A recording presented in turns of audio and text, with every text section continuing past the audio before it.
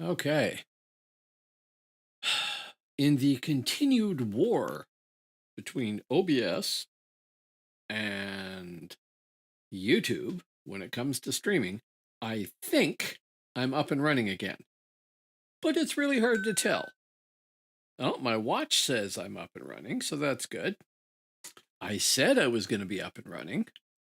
I seem to have lost all support for browser overlays, and I have no idea why. And believe me, this is using YouTube, which is like OBS, which is like the best sort of software for this sort of thing, and not so much. Okay, it says we're live here. Good. That should mean I can go to my channel, your channel, go to live, and then be able to pop out the chat. YouTube, which is like OBS, which is like the best sort of software for this sort of thing, and mute myself. Okay. So we have a chat window. Way too many other windows in the way.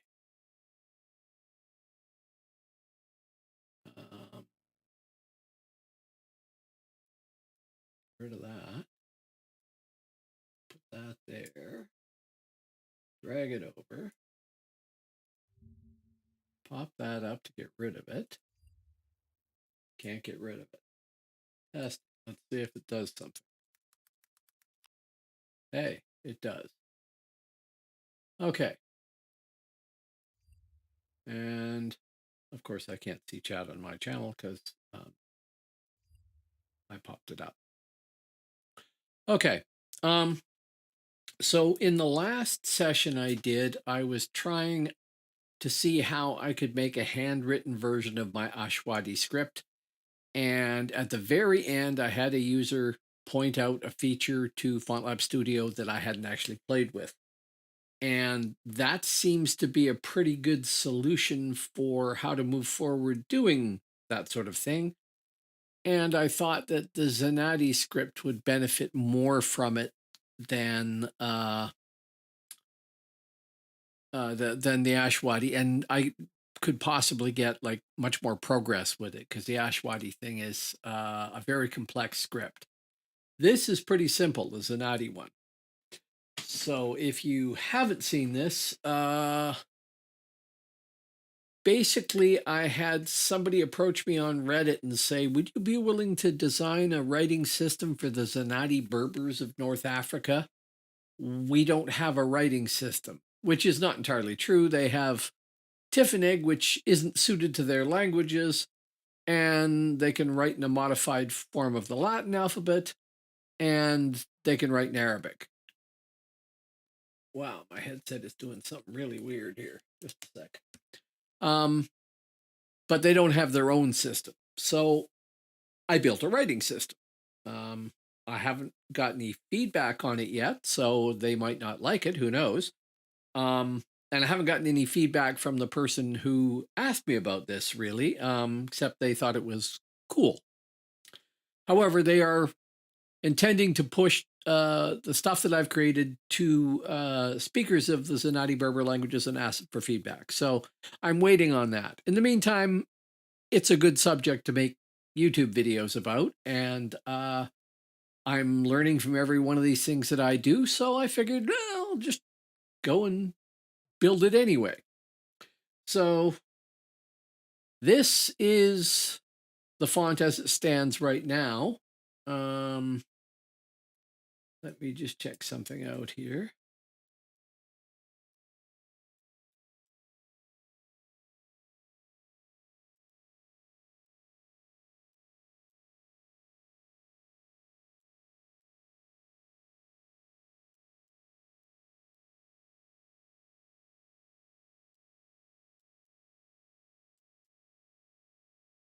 I'll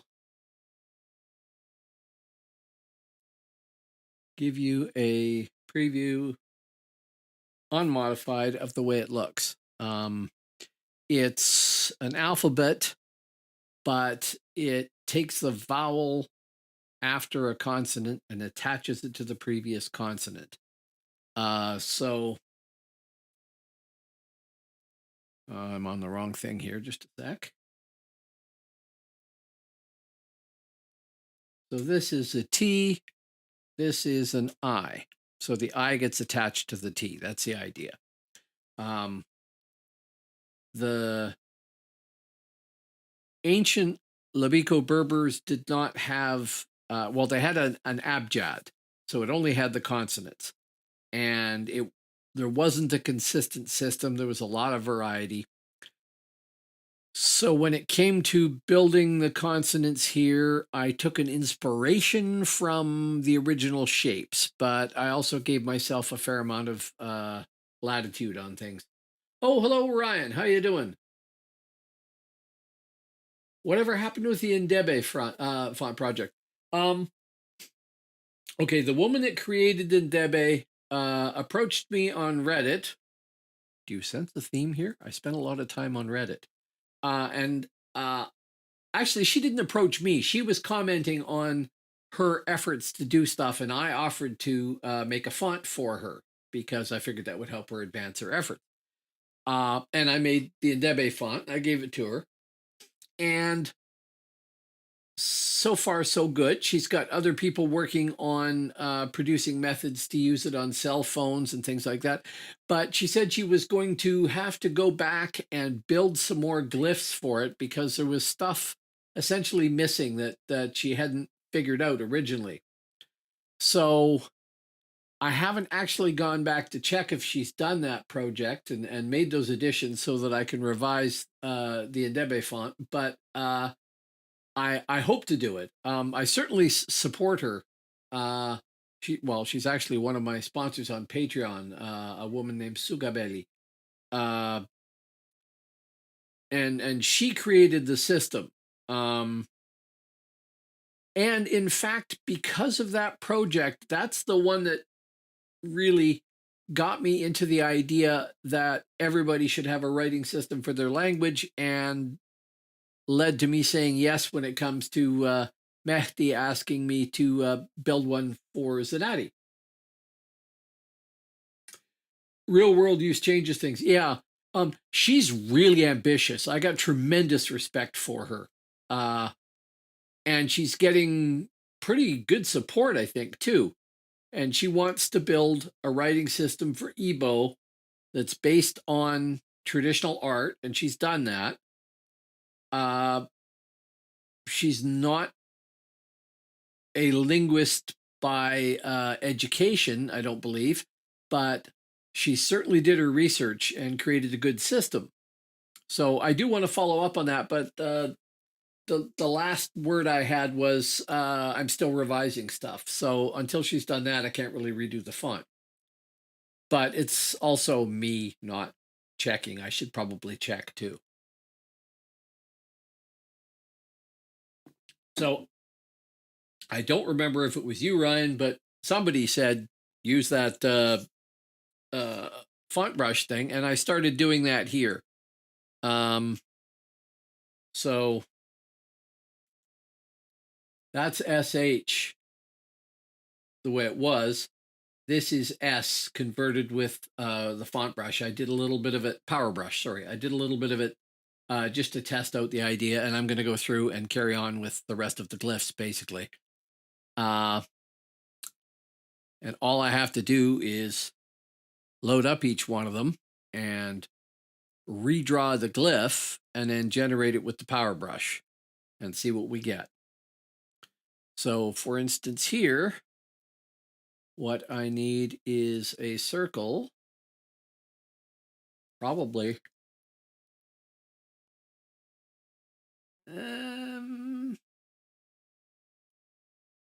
Close that. We'll go a little further out than that. About like that. Get rid of the originals.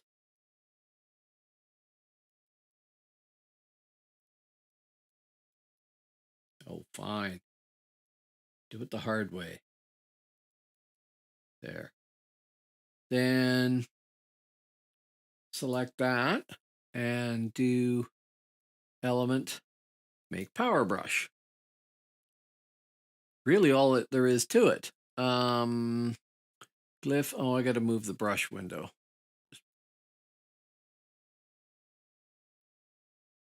Move it over to the side there. Glyph, flatten layer.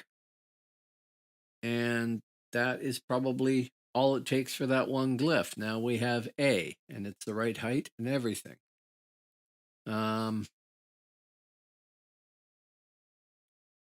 So if I go to preview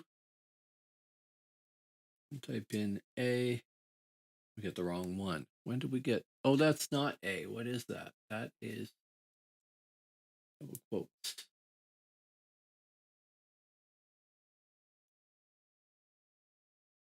So I got to go through and update each of the glyphs just to see what we get here. Start with actual A. So it's an interesting process because I've recently basically got to draw sort of the spirit of the glyph. No. Draw it there. That'll do.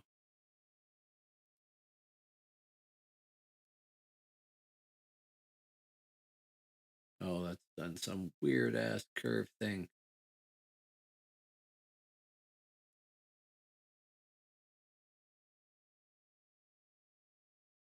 Still doing it. Because it's got a grip on the curve, not the end.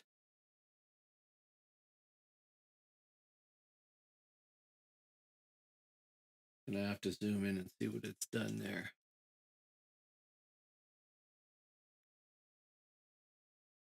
There. So we knock that down to the bottom line. Carry it up to the top line.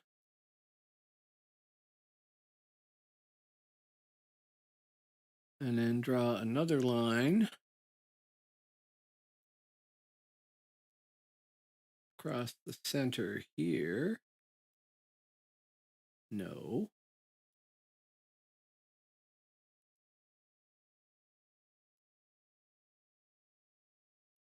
Stop doing that. Join up with there. Stay. I didn't actually want a curve. I wanted a straight line. Still want a straight line. Doing weird things, which are entirely down to me doing weird things, I'm sure. That goes back to there, then it will just be a straight line.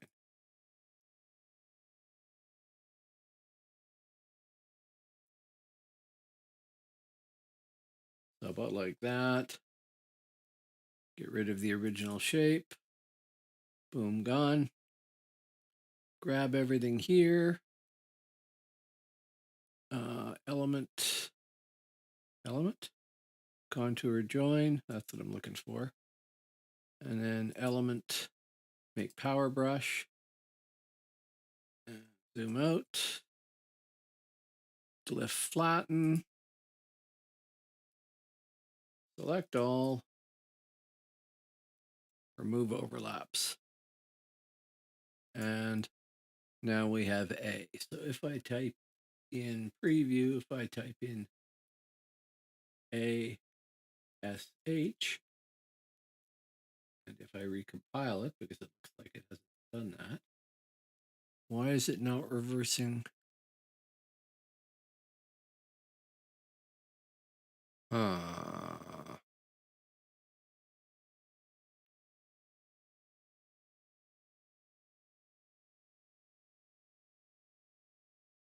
Maybe because I have gone and updated stuff without looking at the original font's scripting code. I'm getting ahead of myself here, but that A should be the A I just drew, and it should be reversed. To do it with anything else. Just something peculiar about that. No, it doesn't. Okay, so if I go load up, if I find my mouse, there it is, file, Open fonts. No, that's the wrong way to do it. Open recent, basically, right? Zenati regular. If I compile that, still doesn't do what I was thinking it was going to do. Why not?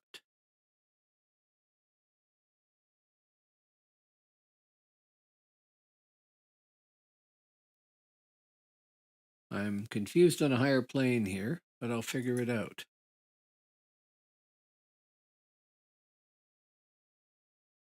So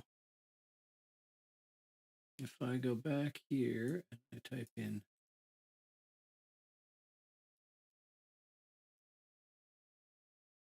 there, that is AS because the A is a capital, but it needs to be extended more. Oh, no, no. That may be a bit short. Back like that.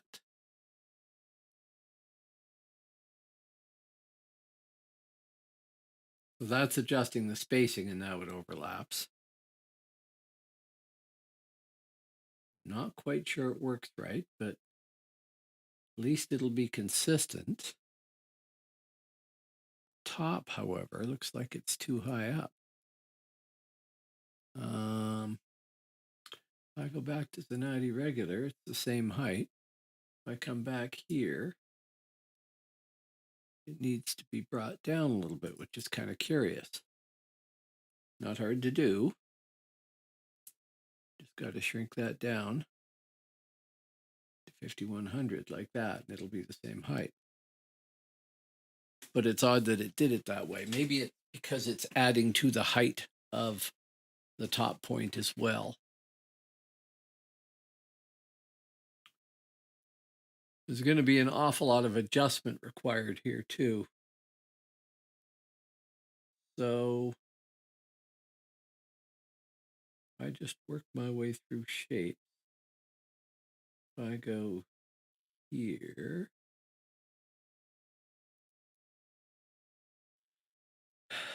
and we draw some more lines. Did you find the controls for the line thickness? Yes, I did. Sorry, it's the I'll bring the brush over. It's the brush shape here, and you can adjust it down here. And I played around with it for this one, and 115 is the width that I like. On the Ashwadi stuff, I was using 108, but I can probably adjust the Ashwadi stuff too. So to be consistent too, I like this 115 setting for what it's worth. Okay, now all we need is lines, which can be adjusted. So it doesn't really matter where they go to. I'm going to zoom in just a bit and then refine the position of this.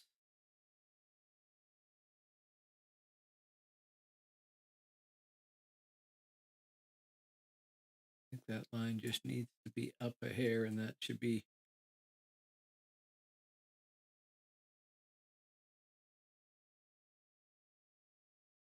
hard to read. We'll set it there. And that one can go down one, I think. And then we get rid of the original shape. And we drag that over to the edge. And that one over to the edge. Then select all. And where is it here? Element. Make power brush. Which is fine and dandy, except it can actually be moved down a little shorter, and there's going to be changes, like I said. Oh yeah. Glyph, flatten layer. away, down, and over. Here like that. And then the spacing should be fine. This here can actually go up to there, like that. These are slightly off, that shouldn't matter. And then we have added T. So if I go back here, put in T, we get it like that. And that looks comparable. Got to do the lowercase a that's following everything, which is here. Oh, no, I can't reverse it because it does have an inherent tilt to it.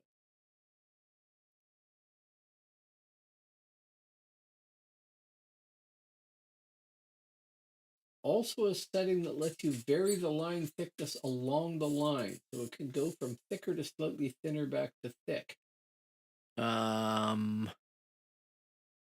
Okay, let's look at the brush tool here.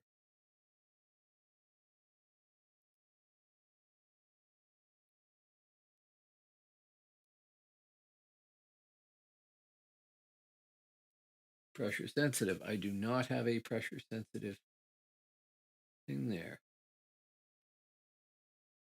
I don't know about that.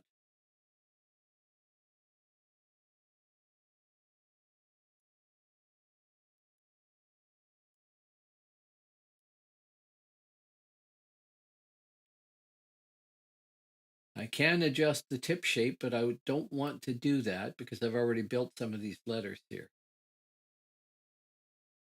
Okay, I don't know what this does here. It doesn't have an an overlay of text or anything like that that comes up. You're right, that might add to it, but I want to do this more or less consistently to begin with, even if that lessens the effect somewhat.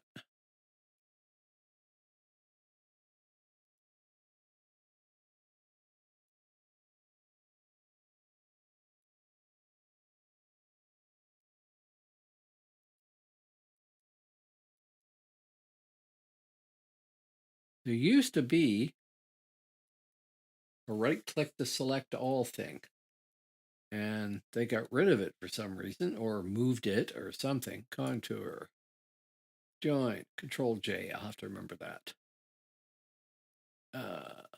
Element, make power brush, glyph, flatten layer, Control A, Control F10.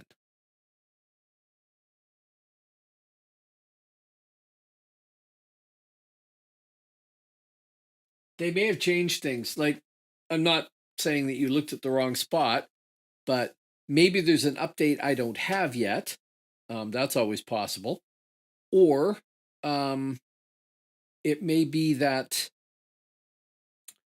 you're looking at version 6, because the documentation for 7 seems to have, I could be wrong, but it seems like it came from version 6 and they modified it accordingly. They may not have gotten everything. I'm not sure. Okay, that should actually be like that. So that now if we go back and look at the last two glyphs there on the right, which is T and A attached to it, it's consistent with A at the start there. So really this would say asta, A-S-T-A. And that's more or less consistent, which is all I can really ask. So if I went back to Zenati regular, that's what it would originally look like. And it's not bad. Not bad as a conversion. We might have to space things differently, but that's a separate thing down the road. Now, having done this glyph, I can Control A, select all, Control copy, and go back to here. and use it in a whole pile of places.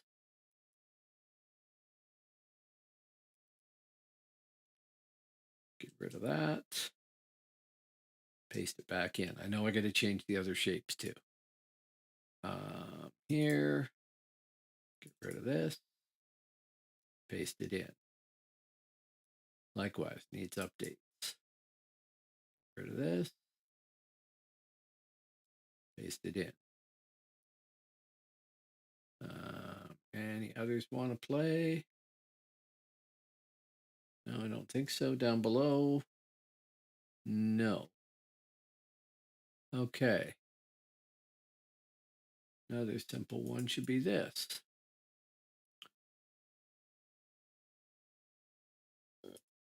Excuse me.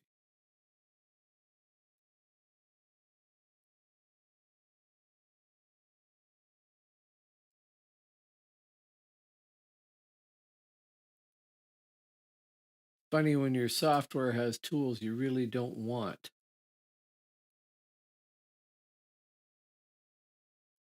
No. That's what it's not doing.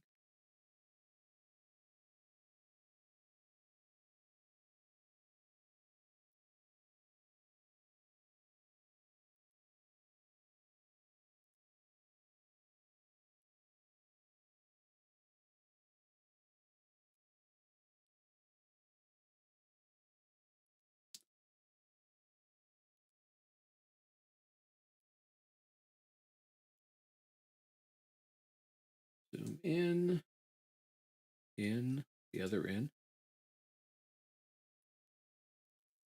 Drag that down. Drag that down. This is probably what I'm doing wrong. I should probably be staying away from going right to the line. Then I won't have to resize stuff. Okay, oh no, first off, we have to take that line.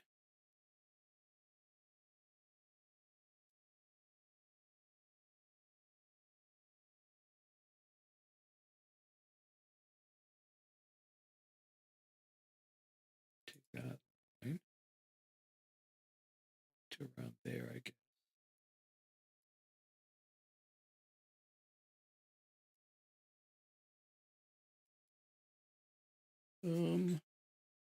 Control A, contour join, Control J, I should have remembered that. No, Control Z.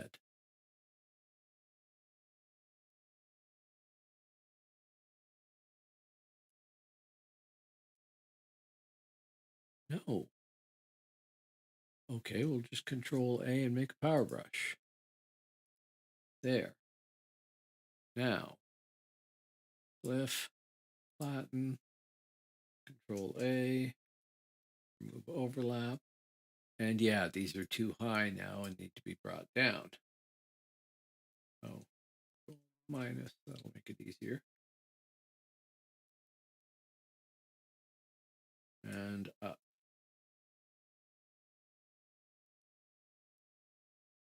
And over.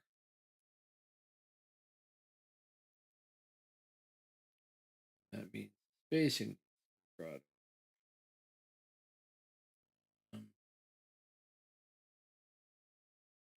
basically 2. So 2 about there.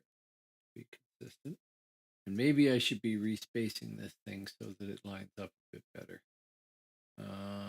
What is that? That is Z.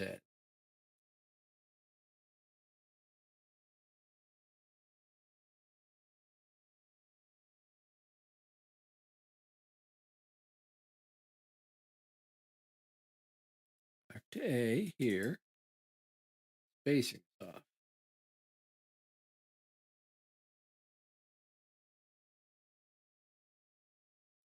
To about there.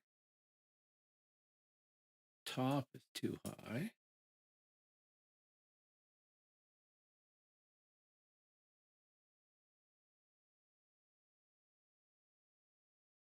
There. There, that's consistent.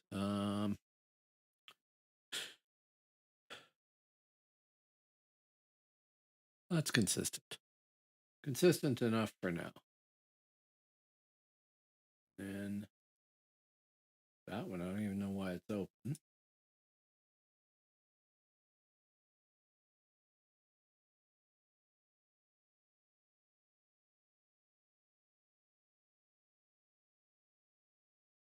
I don't know. That's a good question. I keep finding myself making changes and doing stuff, and then I'm on the wrong font. That's why. And then trying to figure them out later. Half the battle is learning the tool, and I haven't fully done that.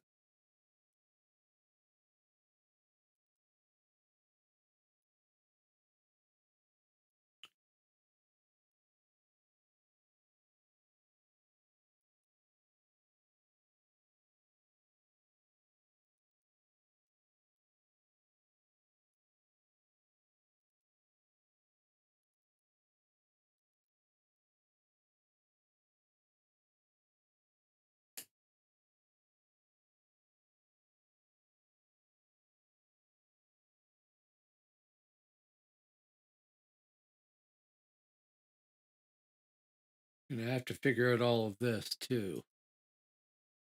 That should be that one done. So I can flag it green, say. Flag green. And this,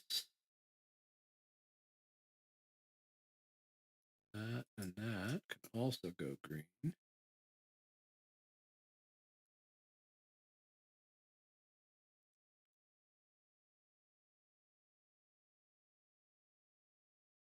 I go back here and I copy that shape and then come down to here, highlight that shape,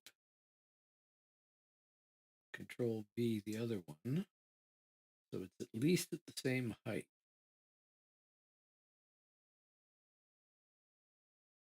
Center should be somewhere around there.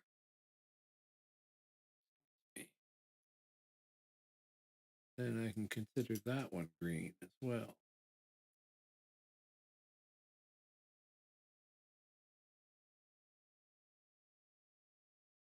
Okay. This one here has the dot over it. And that dot I preferred to the other one I tried here, which is just huge.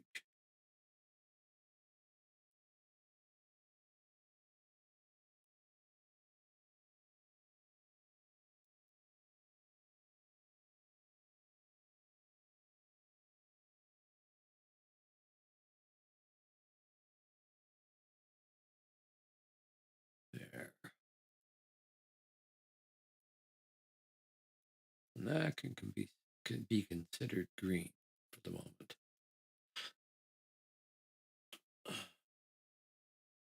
Okay, so now I'm going to draw another one, and I can see if just hitting the Enter key is enough to get rid of the line or not.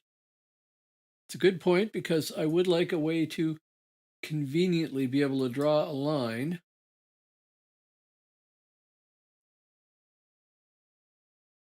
and be done. Yes.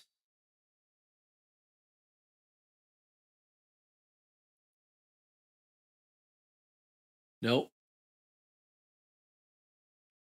But escape will do it. Okay.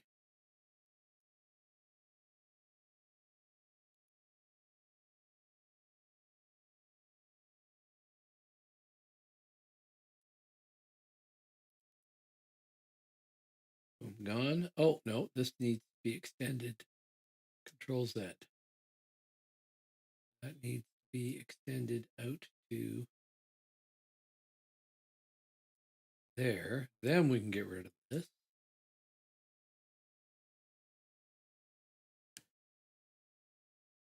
Extend that one more. And these one more. And element, make power brush. Glyph, flat layer, Control A, Control F10. There. It is weird. It's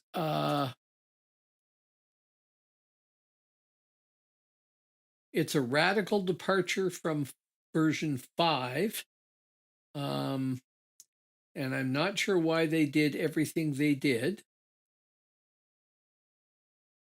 but they basically built a new UI for this stuff in effect. And that's kind of amazing in and of itself. So that is that character there, E, which would be a start. So an initial. Flag, green. I'm going to try and convert all of these things first, and then go and look at why the system isn't working, because there's got to be a good reason, and I just haven't figured it out. Okay, didn't do this guy. And I had a system for it, so that should still work.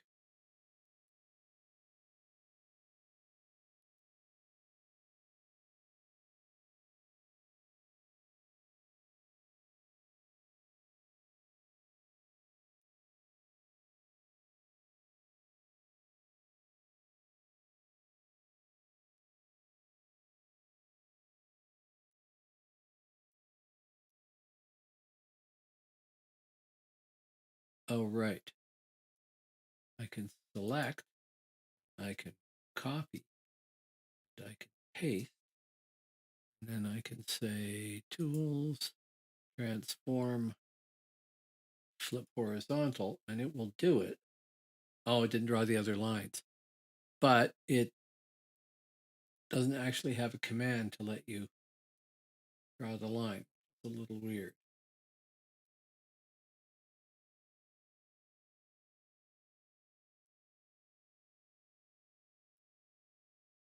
Okay, hitting escape is working there. Now, these are not quite right. Of course, I need that to be center line for the vertical.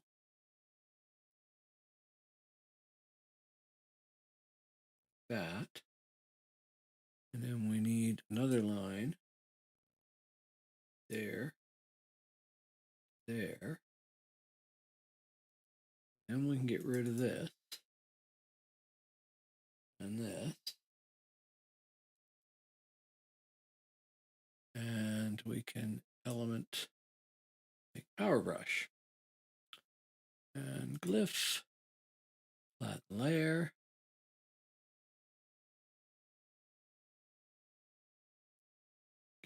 Overlap. Only problem with this is it is need of movement down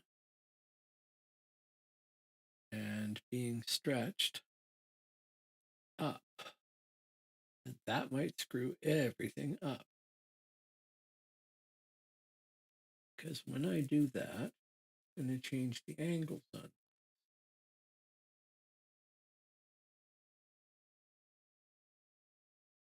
But otherwise it's going to be too short. It needs to be that tall. Oh, actually, it might not make much of a difference to the eye. What letter is? Oh, I'll get a short first.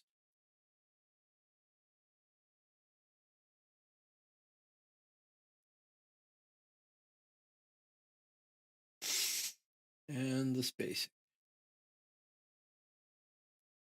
That is the letter F. If I go back here, type in F, it's a comparable height. Okay, the lines might be a little off here, and maybe I could fix that slightly by, excuse me, raising that up.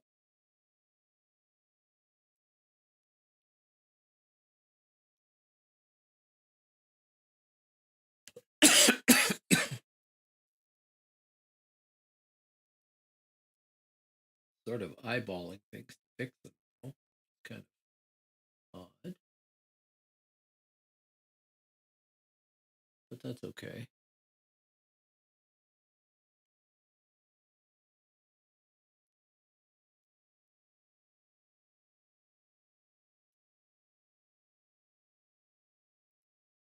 So have you gone out and bought yourself a copy of Fontlab Studio 7 yet, Ryan? No?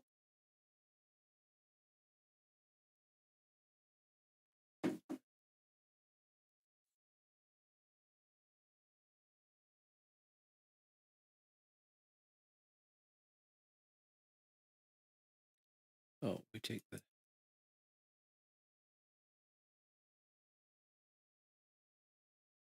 Yeah, I like the way it's looking too. Um, the actual use of handwriting to do this stuff was not working. Just way too shaky. Possibly with a lot of practice and with correct input with a from my iPad or something, it might work better. But I think that would be pretty time consuming to figure out too. But it'd be a good thing to figure out in the long run. Oh, you're an iPad convert. My wife is seriously considering getting rid of her MacBook Pro and just using her iPad because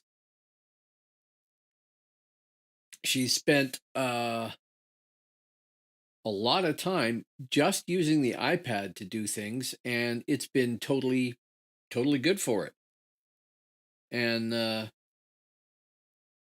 it's really quite impressive. Have you got a Pro with the stylus and everything? Because that's wonderful. It's a really neat, wonderful technology. They've done a fantastic job. What gets me is I remember when the iPad first came out, people saying, "Oh, what is the point of that? Who is ever going to use that?" And it's an awesome piece of kit. I'm really impressed with them. Okay, this one should be pretty easy. Draw 3 lines.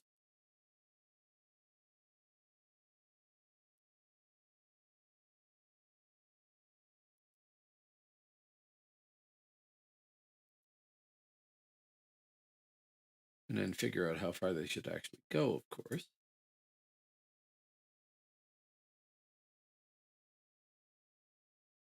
Yeah, I'm very impressed with the OCR capabilities of the iPad Pro. No, Control Z. Control Z. Thank you. Didn't want that. Wanted that.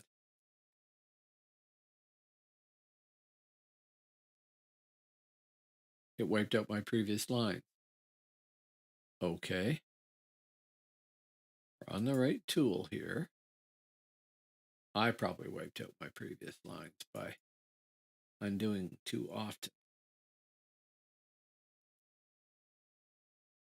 Although I read some reviews or saw some reviews of no.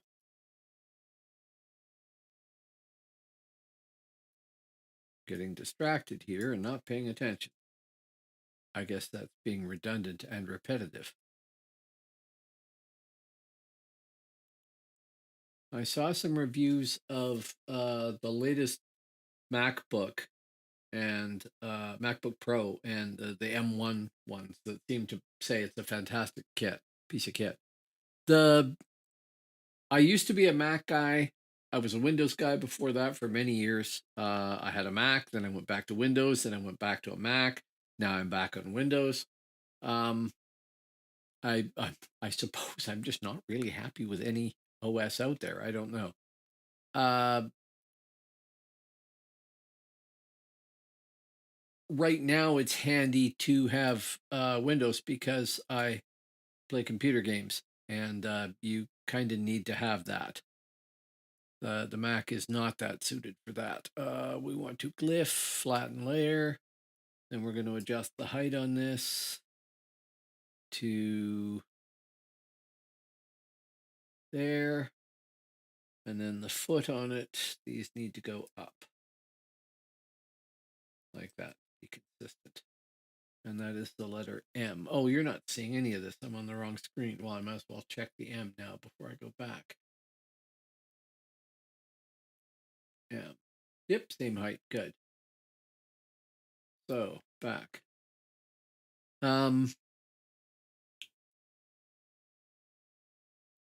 I actually more or less believe in the right tool for the job, whatever your job might be.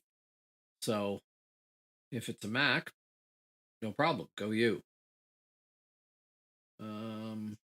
That is Z. And if you see, it is too tall. So we need to come in here and shrink the tips down a little bit.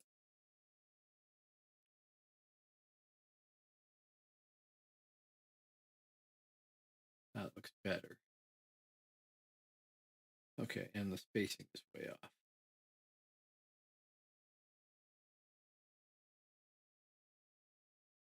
There. And that can be colored green. And we can save. Then we can take that shape there, copy the sucker, come back here, go to here, get rid of this one, paste that in, come back over here,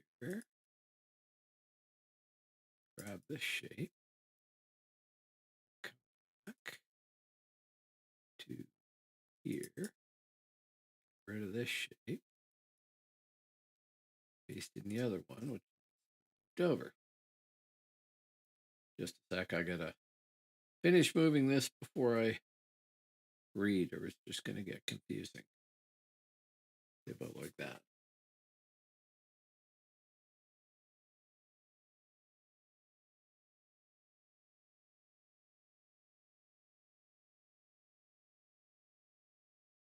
Yeah.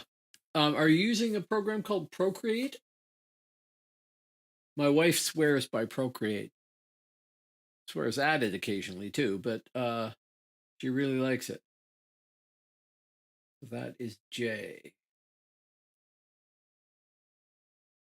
which looks consistent. If you look there, the last glyph on the right is the J. The one before it is the Z.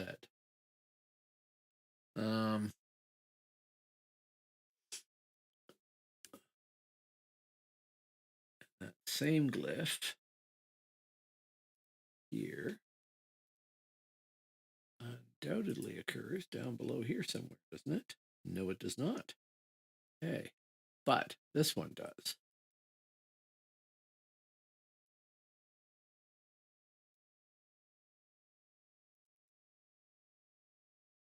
Actually, that whole glyph occurs up here.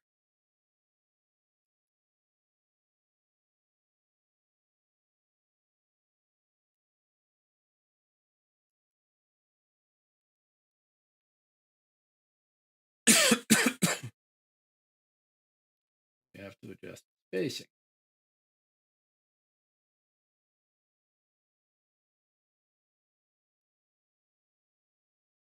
Yeah, see, I am not a computer art person. I should be.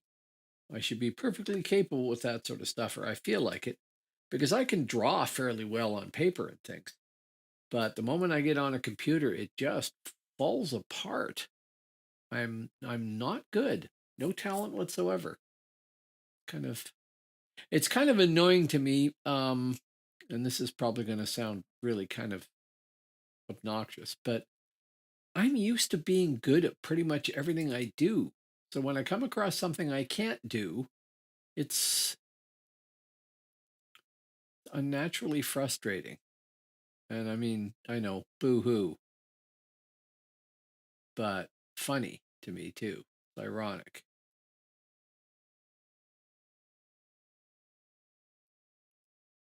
Because really, if I want to draw something, usually I'm okay. Not necessarily great or happy with what I can produce, but I'm okay. And then I go to do something, try something, and get frustrated by it very easily because well, I've been spoiled and I've been pretty good at doing things. And then there's this thing I can't do. And drawing on the iPad is one of them. And I'm sure that that is just a matter of me not putting enough effort into it. But, you know, too many things to learn, not enough time to do them in. Or so it seems to me. I'm going to shrink that back 3 before I generate it and see what position I get. Element, make power brush. Okay, I could probably go back 4. Glyph, flatten layer, remove overlap, Control Z. What the hell is that? Rid of that. Remove overlap. Move all this back just a bit. And adjust spacing. There. So that is that. Flag. Green. Copy this sucker. Control A, Control copy. Back here. Control save. I'll tell you another thing I have got to figure out is how to get text to speech working on this stream.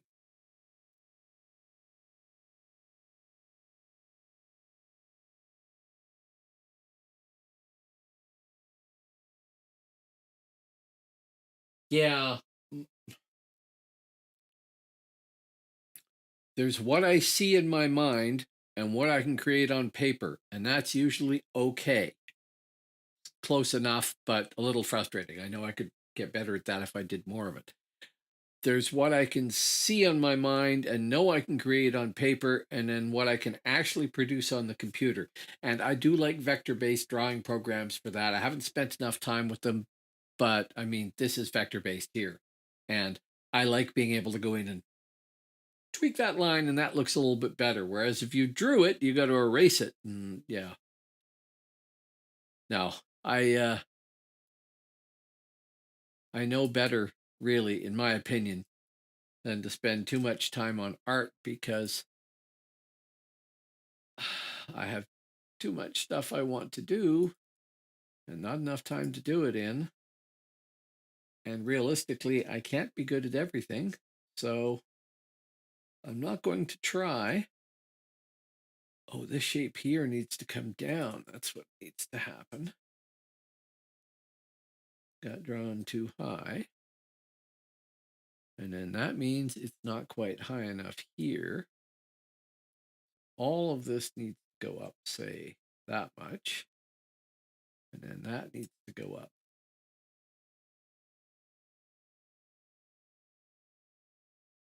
that much. And this is H. So if I go back over here and do capital H, spacing is off on the previous letter, which is J. But otherwise, it doesn't look bad. So we go back to J. And the spacing is, in fact, way off. So there. Now, when you look at it, it's comparable.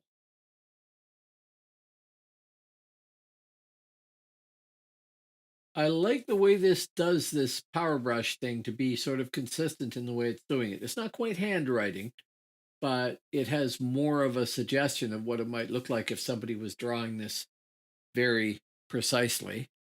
And I do like that. It's working, more or less. Save. Flag green.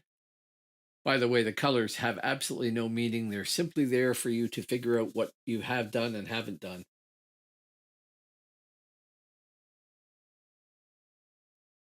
It's Procreate is a very deep program. I went to a Comic-Con, well, actually the Comic-Con, because it was the first one in the city I'm in. And then the pandemic hit, so they had to cancel the ones after that. So they haven't had another one yet. But I went there and I met a cartoonist who cartoons and comic books, and he used Procreate for everything. And he built amazing stuff because he knew what he was doing. And that's the biggest part of the battle, in my opinion, is to figure out how to get the results that you want from the software you're trying. And it just isn't easy, but well rewarding, or very rewarding if you can figure it out. And he had it figured out. I can't remember his name for the life of me, or I would mention it. I quite liked his stuff, which is saying something because I don't actually like all that much in the way of a lot of comics these days. Okay, now is this going to cause me problems when I say element make power brush? No, it's not. I just have to move it. Glyph, flatten layer, drag that sucker down. You're not on the right screen.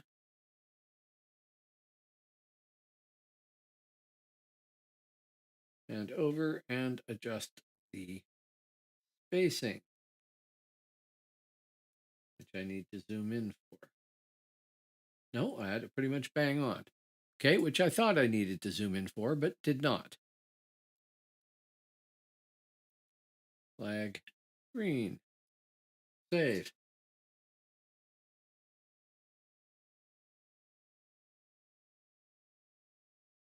Yes, this is much more like the Arabic that's used for printing. Not quite handwritten, but suggesting handwritten more than most serious Latin print fonts do. Yeah.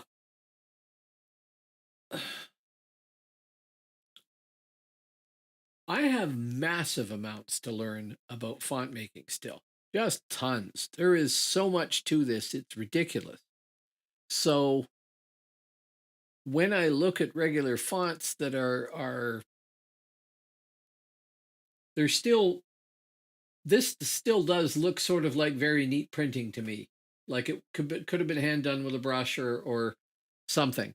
And yeah, a lot of fonts don't look that way the same quite, but I'm not sure what the difference is. Okay, we were going to start 4 in because that was closer to where I wanted it to be when I generated it last time.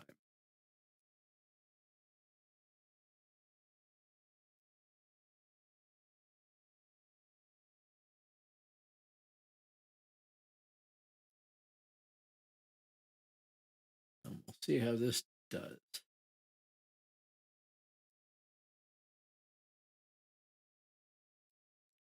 Not that way, it doesn't.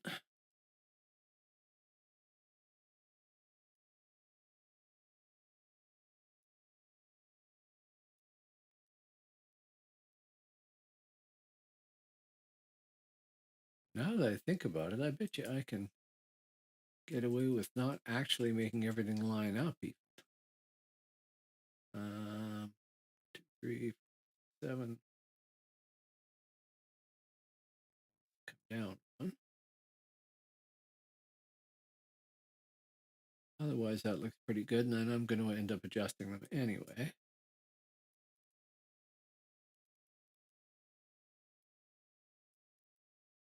There we go. Boom. Then contour. Not contour. Element. Make power brush. Didn't click on it. Make power brush. There. Glyph. Flatten layer. Remove overlap.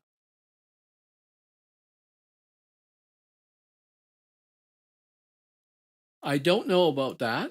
That is a good question too.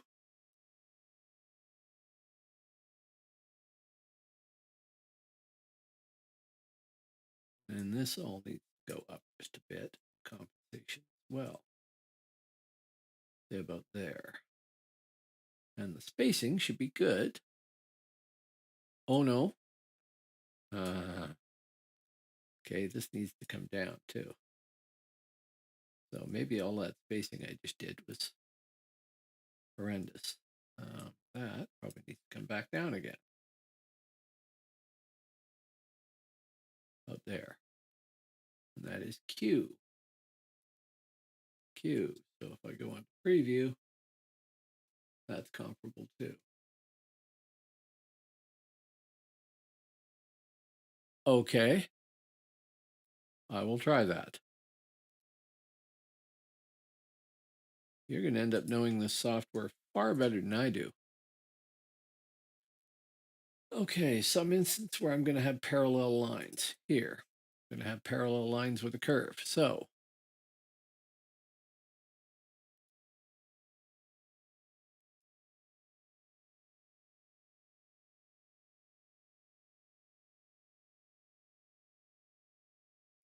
line, and you're saying select a line,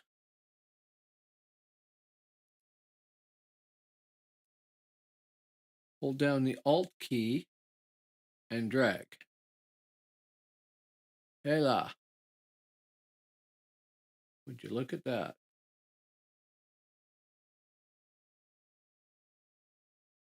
That is actually pretty cool. 1, 2, 3, 4, 5, 6, 7. 1, 2, 3, 4, 5, 6, 7. It should be right there, probably.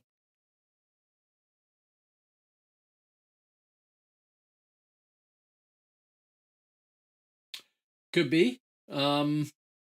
It came from one of the shapes that the old Zenati Berber had. So we're going to go from there to here to here. And yes, I could have dragged and copied, but I thought that was not necessary. Okay, to curve. Over here to curve. I like that function a lot. Version 5 did not have that as far as I know. So you had to draw a straight line followed by a curved line and delete the line if it didn't do what you wanted it to do. It was more finicky anyway. This is, once you get the hang of it, actually pretty intuitive. 1, 2, 3, 4, 5, 5, 5, 5. No, that is 6. That one needs to come back slightly to there, which doesn't look right at all. Why? Because that is not centered on the curve. Right, so both these need to be adjusted, although the differences are probably so minuscule, nobody will ever notice them in reality. Okay, so now we can get rid of that shape. Say goodbye. We can element, make power brush, glyph, flatten, zoom out because I can't see anything, and move everything. First off, that way, then tips up, and the top. Which one am I on here? I'm on that one there. So it actually does go above by quite a bit. And this does as well. Maybe it doesn't need to be adjusted at all. I need to check the maximum height on these here. Say, not that. This one. That goes up to 700. So when I come back over here and go to this one, it shouldn't go above 700, but it should go to 700. And then the spacing.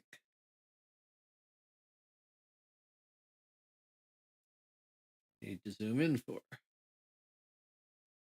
In, the other out. There. Okay, so now you're on the wrong screen again. I've been drawing this glyph here. Might make it a little easier to see. So that is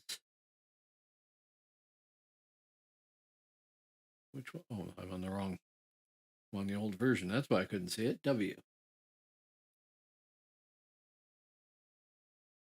Yeah. So the last glyph is now W.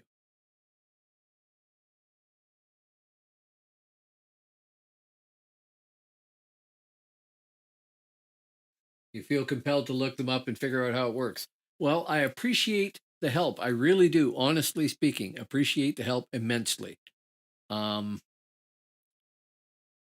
because you're saving me time and I'm learning the software and it is just all good. And of course, it's getting a user involved in something I'm doing, which is cool. So that just has to have a tag going off to the left. So we can actually get rid of that, paste that. And can we? I don't know if we can. If I can just draw a line like that, there, say, escape, select just that line, which disappeared. Try that again. Just pretend that didn't happen. Draw from there to there, click, escape, select this, select just that shape, and do element make power brush. No, it power brushes the power brush.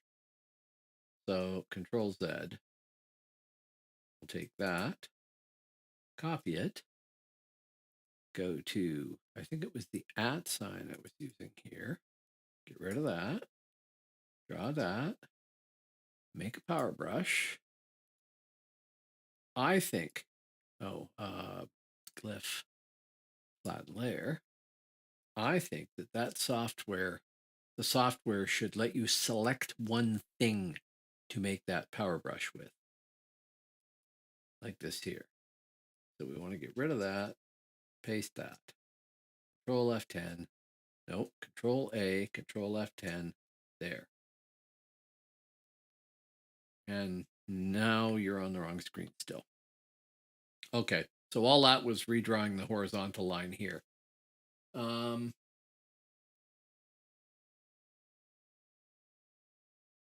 You think they're a nice contrast? So if we go back to preview and I just switch to regular, boom, back to cursive. They look related. They look consistent. Yeah, actually, this is probably going to be a little, I'm going to have to adjust the spacing to widen it out a little. But when that's done, I think this is probably going to be a little bit easier to read when it's small too. Um, the spots, do you see my mouse there? Yeah, the spots like this in here that look pretty good narrow on the big blocky font to me look too narrow here. I think I'm going to have to space everything out to be a little wider in these spots, probably double the width it is there, to make it more consistent with the width here, for instance. But other than that, yeah, I'm actually pleased with the way this is going. And I assumed it was going to work based on the other stuff that we'd done there, but I didn't know if it was going to for sure. Okay, now this one should be pretty easy because I can just literally draw a box.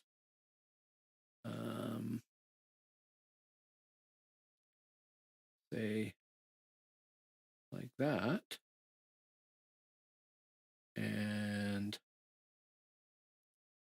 get rid of that. Get rid of this. No, get rid of the whole shape. Take that shape. Can I? Go copy. Put it up here. Well, actually, I'll make another blank $sign. Control V. Element. Make power brush. That's going to be my center dot. Glyph. Flatten layer. Don't need the center shape. Gone. Then go back to here. Back to this. Get rid of that. And then element, make power brush, glyph, flatten layer, move it all down and over, and then go back and recover my center line. And come back here and drop her in. Does look kind of large, doesn't it? Might have to tweak that one a little bit.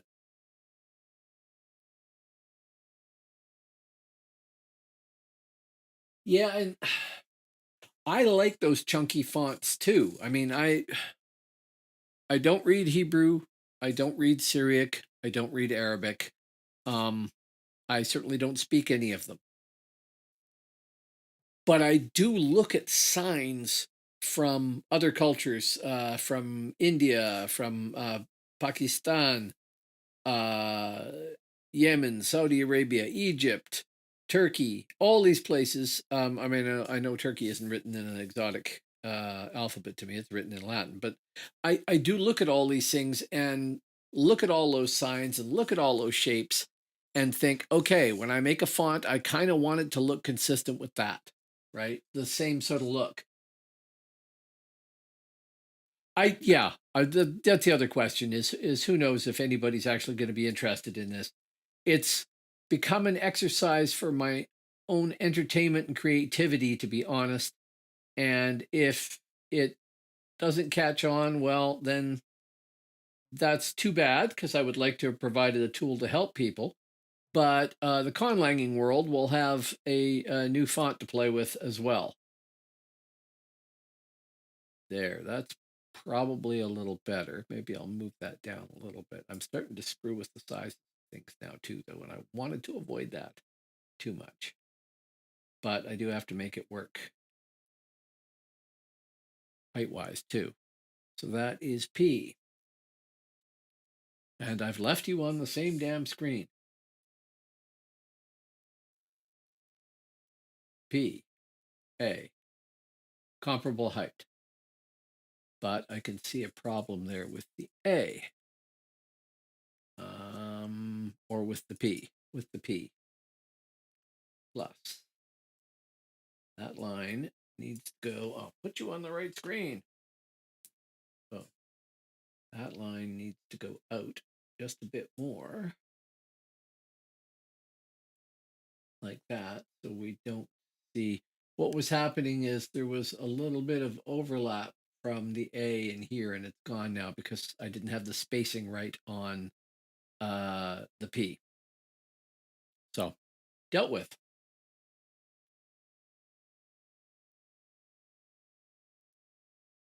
Well, that is the wrong font version. Save. That is the idea behind all of this stuff. Is that I like making writing systems. In case you hadn't noticed, I only actually need so many myself, but I figured there's got to be a world building community out there that would appreciate these things.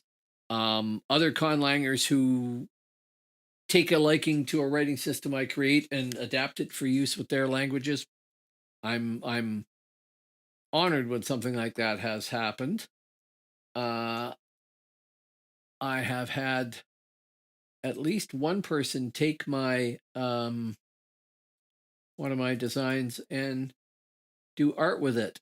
Uh, Using it for their writing system on some stuff they were doing, and it was really cool. I was really impressed. Okay, I need this shape here to go back here, go to here, get rid of that shape, and put in this one, but move it a little left, like say there, and then back here, and that is B. Go here and put in a B, and I show you that's B. That's cool. The bit in the center might be a little too thick. But overall, I don't mind it. I could change that easily enough and just cut and paste them. Um, Save. Oh, and color green. Haven't highlighted in green these two. Flag. Green.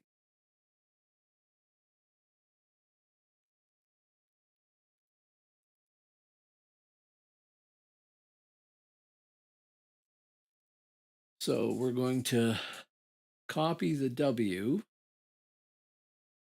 and use it to make a U.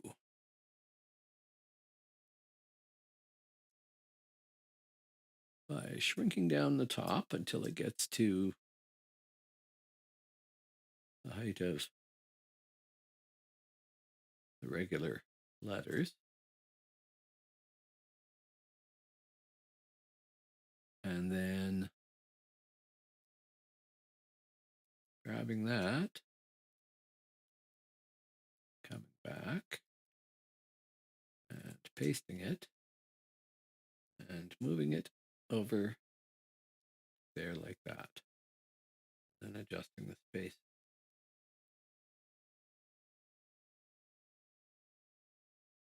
So there. Yeah, more or less.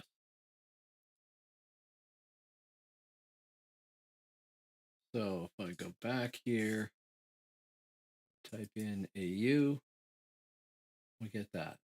Spacing is wider there than it was on the other ones because the B hasn't had its spacing adjusted. And that is the thing that can really bite you in the butt if you don't watch it. Okay, so now when I go back to preview, you can see that the tail on the U is sticking out. So we're just going to shorten that. Like that. How's that look? That's better. That'll do.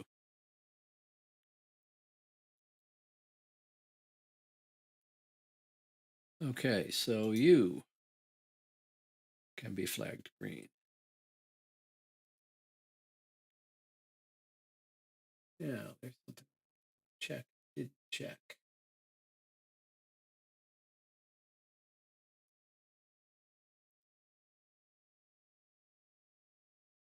Okay. I spent a fair amount of time working out YouTube overlays and putting them on the bottom of my screen, and I wanted to test that and everything.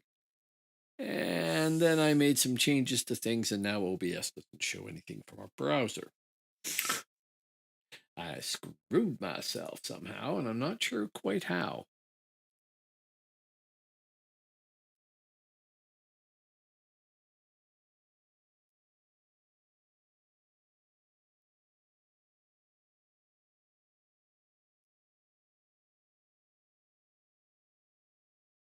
No, no, no, no, no. Boom. Boom. Enter. Escape.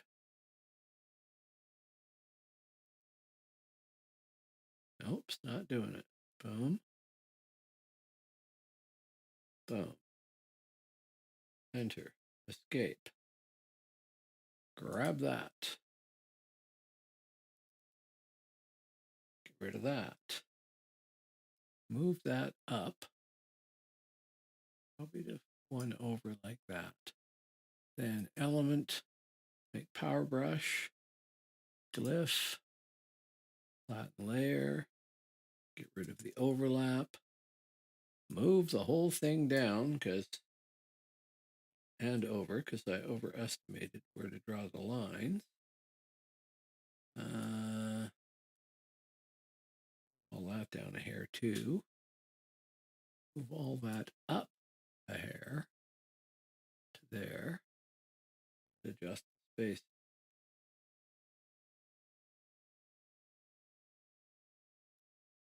And that is X, but it doesn't mean X, and I can't remember. I'd have to look it up in my documentation what it actually used.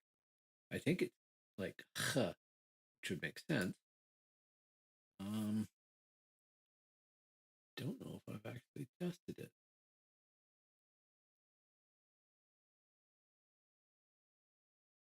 That's looking very Hangul, isn't it? Not all the glyphs join up. That's deliberate too.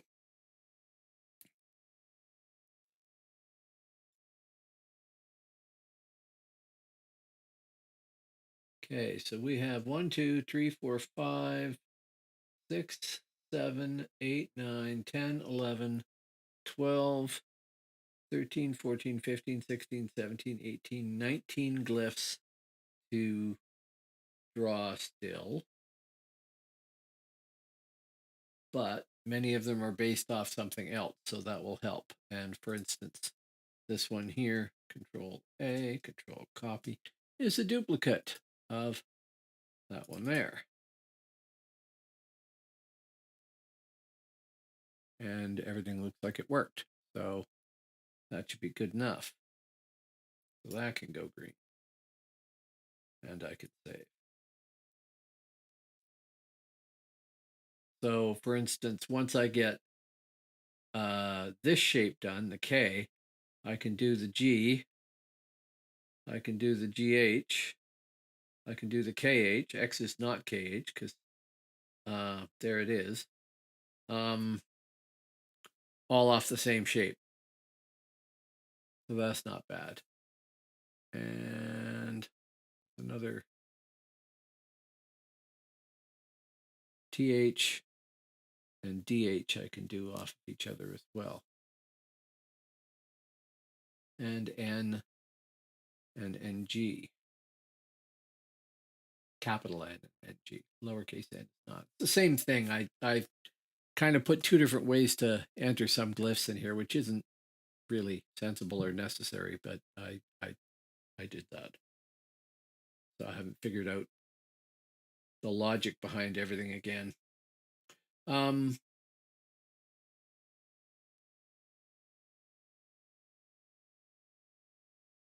you a student in any way, Ryan Charlesworth?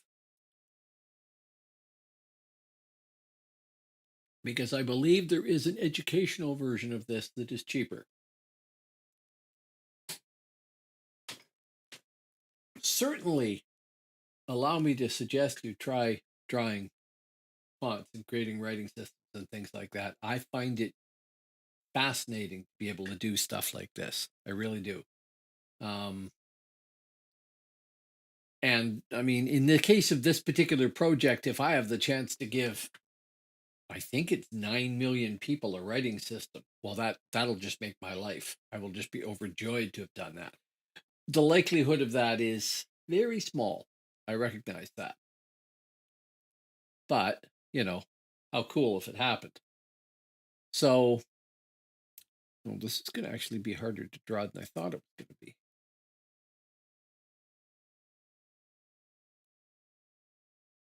I suspect. Maybe not.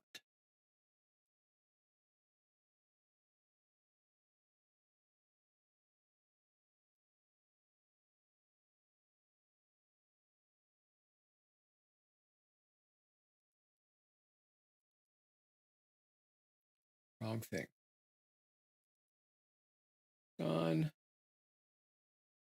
Element. Make power brush. Yeah, that one's going to look a little weird. Glyph. Flatten layer. This.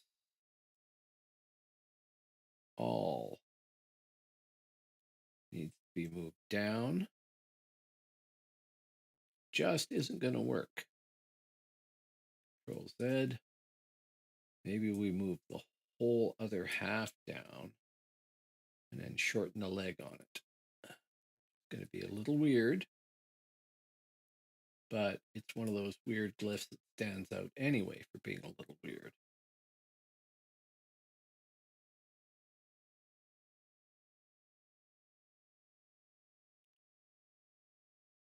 I do try and ensure that simultaneously things are, I might have to redraw that one, are consistent in style if I can manage it, but also um, also different enough to be able to represent a writing system. Like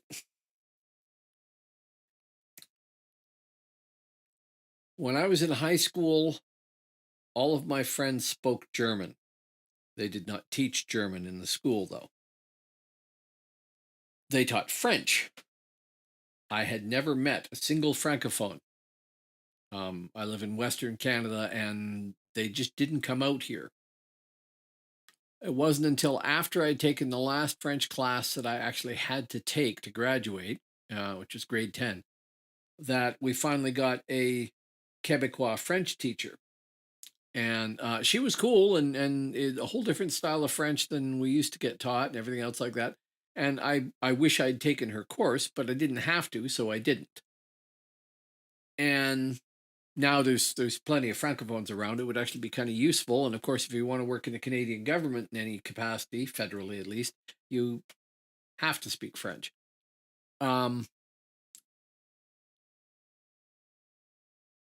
In high school, because all my friends spoke German, I didn't want to be the person who barely spoke anything and constantly made mistakes. So I took Russian correspondence and I had to learn Cyrillic for that. And I managed to do that. And it's actually one of the reasons why I think well, no, I was going to say I think it's one of the reasons why I'm interested in writing systems so much. But when I think about it, I was interested in writing systems long before that. I should have seen it coming. But what I found with Cyrillic was it wasn't all that hard to translate that.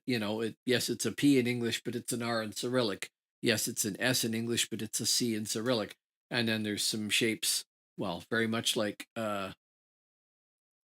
this for sh, and with a hook on it, sh, and things like that. So when I go to create a writing system, I try to make sure that it has a lot of common syllable, similar elements, but enough differentiation between each of the glyphs that I don't think it would be that hard for somebody to learn. And that's why I built this as an alphabet. Even though it kind of looks like a syllabary a lot of the time, I built it as an alphabet because that's the least number of glyphs you need to learn. And I figured it would be the easiest thing for somebody to learn how to adapt to. Now I'm going to look at that Y in preview because I think that's not going to work very well. I think it's going to look too weird. Preview.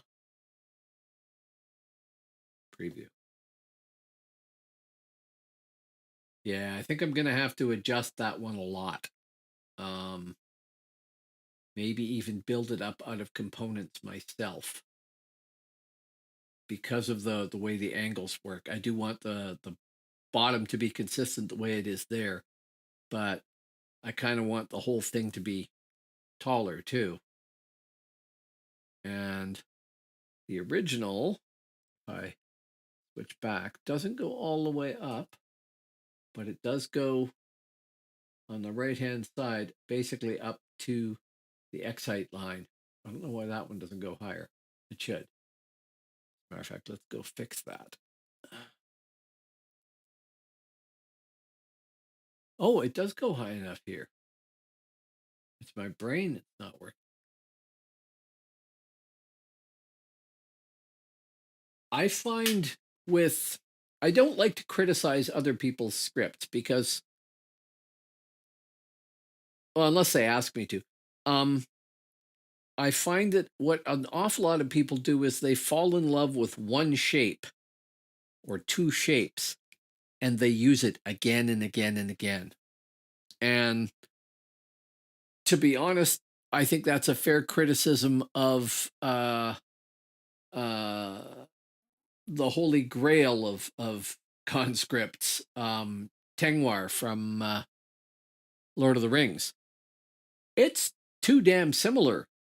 It's a vertical shaft, either an ascender or a descender or an X height one with a single hook to the right or a double hook to the right, or they're closed at the bottom of the hooks.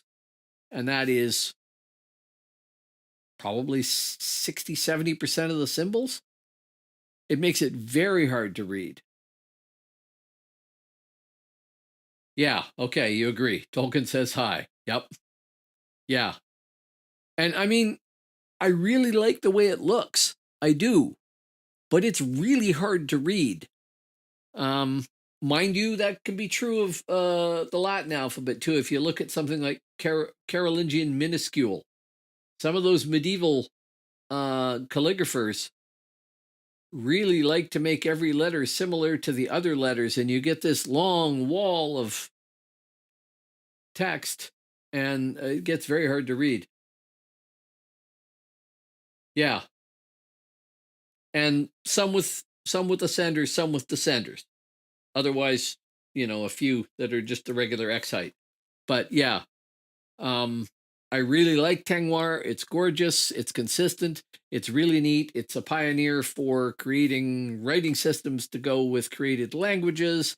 And Tolkien isn't the first person to do that, but he's definitely the one that inspired most people out there, I'm sure.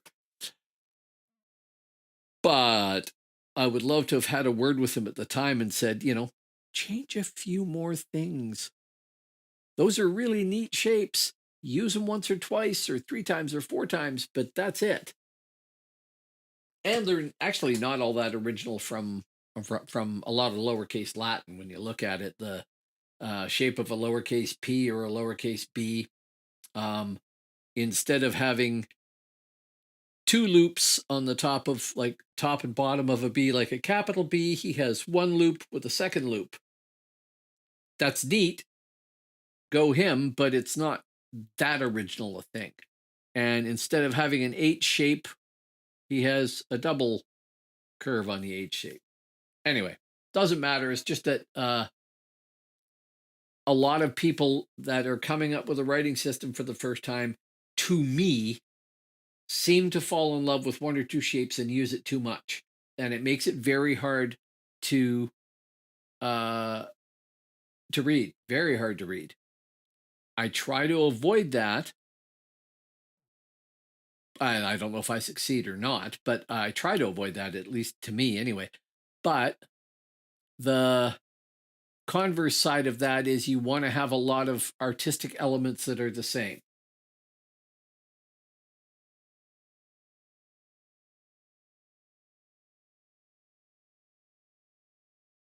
Oh, absolutely. Yeah, I'm sure he was fluent in Latin, uh, fluent in Hebrew. Those are classical languages for the time.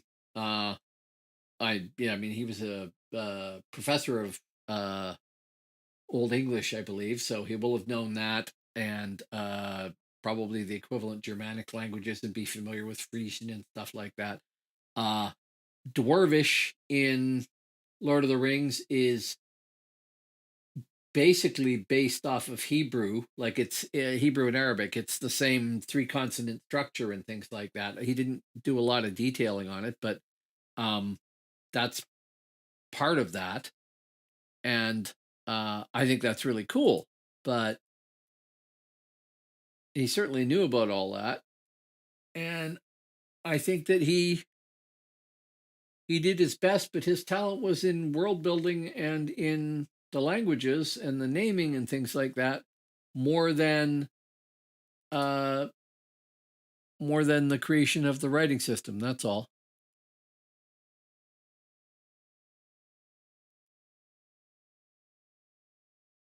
Not that I'm disparaging Tolkien, because I really love Lord of the Rings. And how are we going to do this? We're going to go down to the same height and then draw over and go back up and see if that makes it a bit easier. Because we can adjust the height on all of these things. Escape. After they've been drawn. It's a matter of figuring out what to draw the first time to get it right. Glyph, flat layer. Well, actually, the whole thing needs to go up and over. And I'll adjust the spacing right now. And then that is actually pretty much perfect height. That there can go up a little bit to there. That can come down a little bit. Funny, the copy, generate, everything else in this program are really powerful, but they're also sort of inherently imprecise. And I always wondered if that's a deliberate thing to provide a little bit of minute adjustment to things that are being created. I don't know if that makes any sense. That's L. Flag. Green. You're still on the wrong page, but I'm about to draw an L just to see what it looks like. L. A. Yeah, other than the spacing thing there, see a little bit of it pushing through there, so I just need to space that a bit better. That's not bad. Probably that's me here.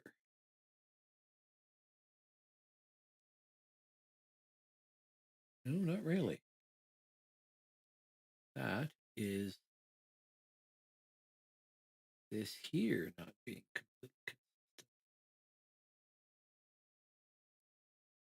Almost. That almost solves it. Tiny stuff to figure out. Save. Yes, it is. There are some writing systems out there that I really, really admire for the way they evolved. Arabic could probably be my favorite because it's just gorgeous, to be honest. In every iteration of it I've seen, it's gorgeous. I like Hebrew. I think it's very distinct and powerful when you see it on the page. I really like the Devanagari. I like Hangul, of course. I find it really confusing that Japanese has 3 different ways of writing and that they just switch between them without thinking about it. 2 I can see. I can see having kanji and then having a syllabary, but it's just weird to have katakana and hiragana.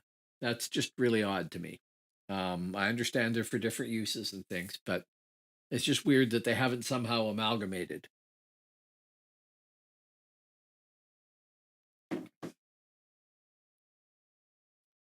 I really like Chinese for that matter, but I don't read it in any capacity, so I don't know enough about it. I would like to build a logography. Um, I would like to build something that's very Hangul-like without looking like the Hangul. That's going to be a challenge. Actually, this tool is going to be great for that. If we look at XA here, the first 2 glyphs, that gives me a style of brushstroke that can be consistent. And all I have to do is draw the shapes and let the software calculate all the angles and everything, which is kind of cool. So I could see that happening down the road. I have a very old script, conscript that I created called Asiana, which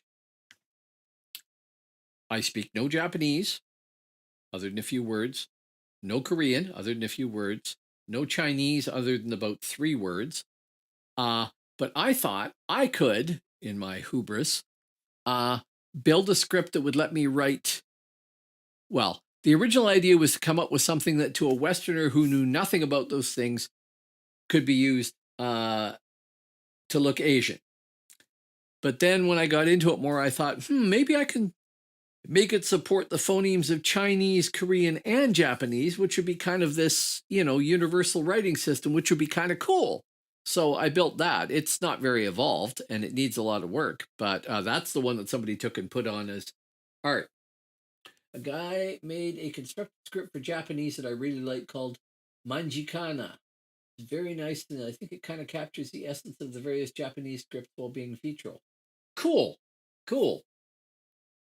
Does he speak Japanese? Is he Japanese? Because I mean, that's the biggest thing to me is that sometimes you get stuff wrong very easily when you try and do stuff like that. I presume he does speak it. Manjikana. Manjikana on Omniglot.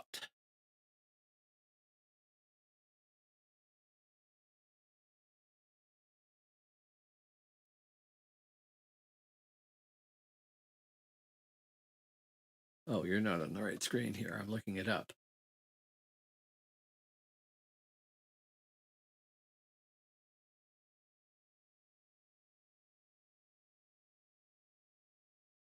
Oh, yeah.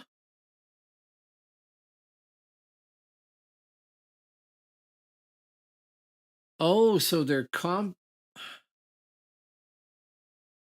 combinations of shapes. Make the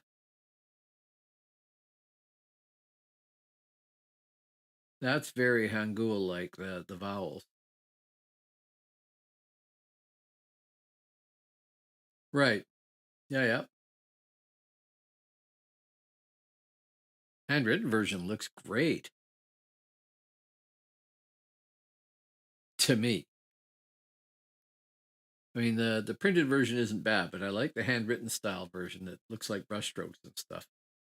Maybe to somebody that reads Japanese, that would look terrible. I don't know. Or not on or whatever. I don't know. I wonder if I could find Asiana. It's one of the ones that's uploaded here. Search.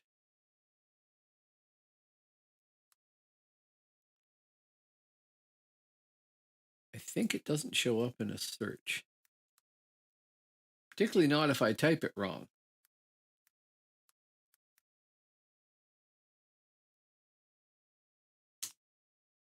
It does show up. Okay, this is my Asiana. So this is one of my first efforts at doing stuff. It's basically just uh, consonants are on the top, vowels are on the bottom, and they combine. And if it's just a consonant on its own or just a vowel on its own, it's written vertically. Um, and there was a guy who wanted something to put as artwork when he was doing renderings of stuff. So he took this and put names on it's like a green pop can with Asiana on it. And it looked really cool. And I wish I had the Photoshop abilities. Okay, that's probably the first conscript I ever produced. Um, yeah, I think that's the first one. Certainly the first one I ever published. Um, it doesn't really have a purpose. Um, there's actually, I think there was a more evolved version of this that I never uploaded to Omniglot. I'm not sure. Um, and it might have been lost in the great hard drive crash. I'll have to look. It's okay. I like the Manjikana thing better.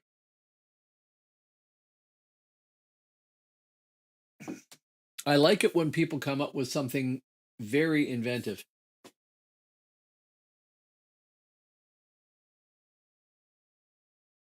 Quite probably. Um, Japanese is a language I would love to learn. Japanese and Korean. Um, I don't know if you've ever heard of a YouTube channel called Korean Englishmen, uh, but my wife and I watch them. Right. Okay. Yeah, I'm sure he probably does.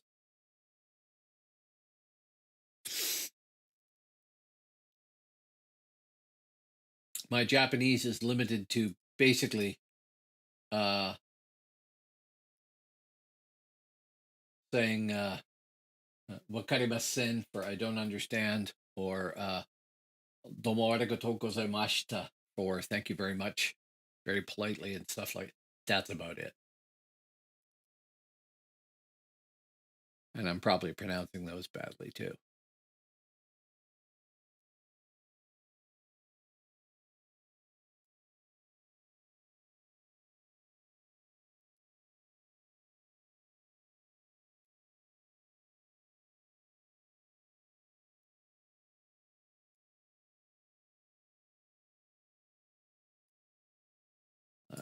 obviously needs to come down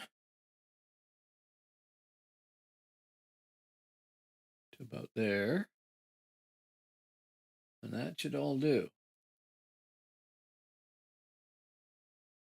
Element, make power brush. Don't know what that is.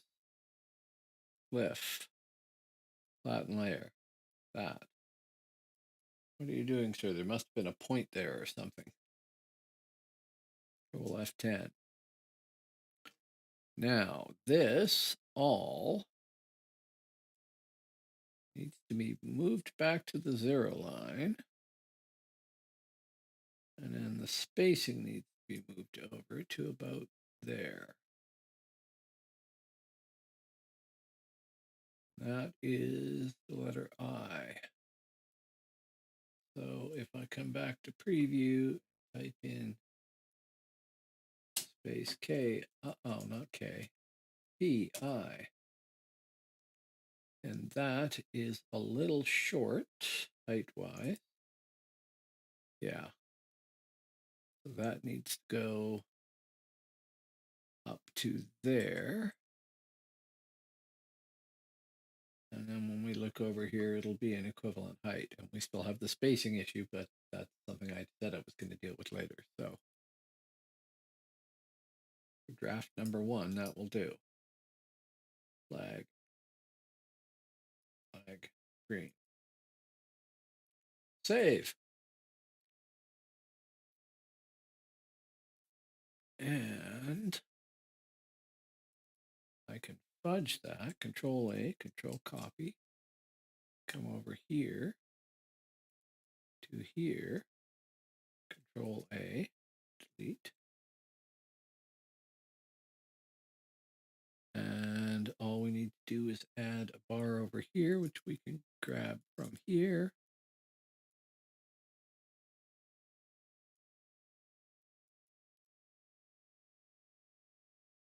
And just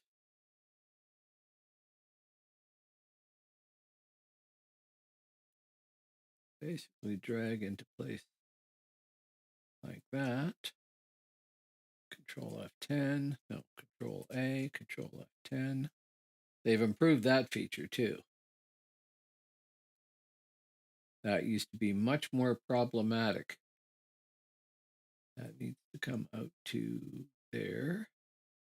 That needs to come out just a hair too. And the spacing.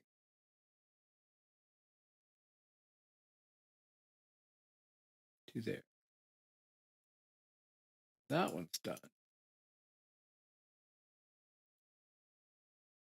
Okay, we still have 1, 2, 3, 4, 5, 6, 7, 8, 9, 10, 11, 12, 13, 14 to go, although many duplicates in there.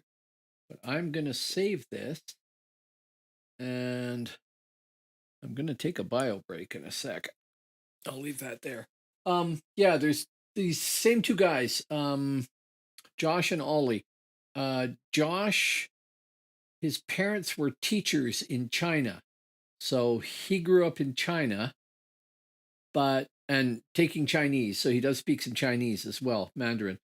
But there was a whole group of Korean kids that were there. And because he was a foreigner and the Koreans were foreigners, he kind of fell in with the Koreans and had a whole pile of Korean friends and got invited over to their place to eat food and things like that. And he fell in love with Korean culture and Korean food. So he eventually moved to Korea. So right now, pandemic aside, he basically spent half of his time in Korea and half of his time in London. He's married a Korean wife. Her Western name is Gabby. She has her own channel. She's a chef.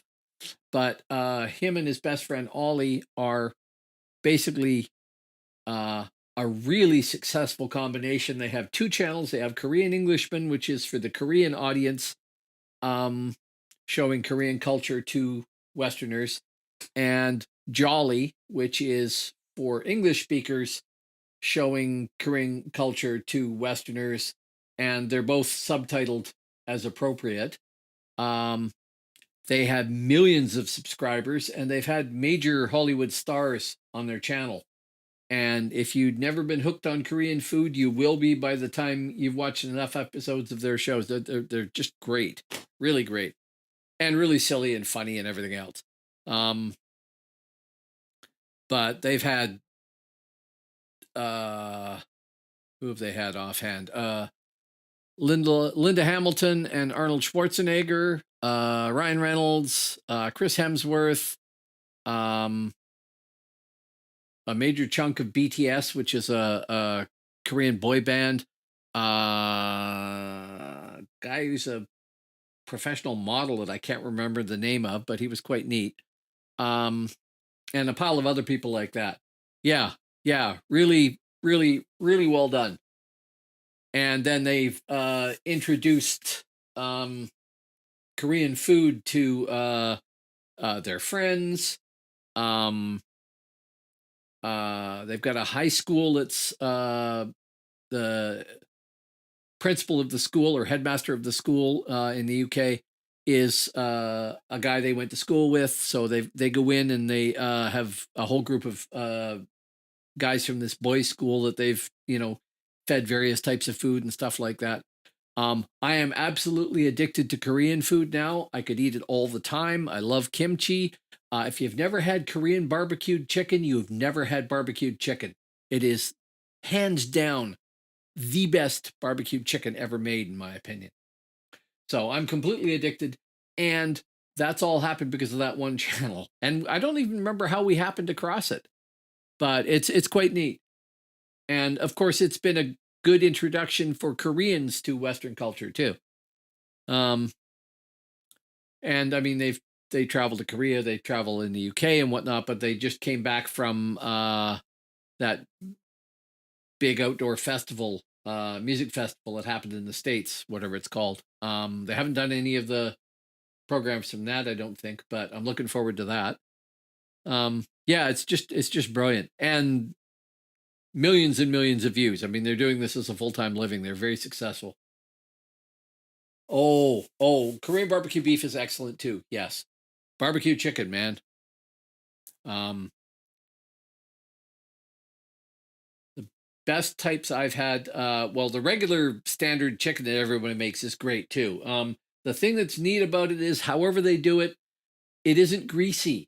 It's not greasy like Kentucky Fried Chicken or any other Western fried chicken that I've had. It's the coating is really neat. The batter that they put on it, but they also flavor the batters and stuff like that, which we don't do. But it just doesn't feel like you're eating a bucket of grease with some batter wrapped around it. You're just eating well cooked chicken and yeah.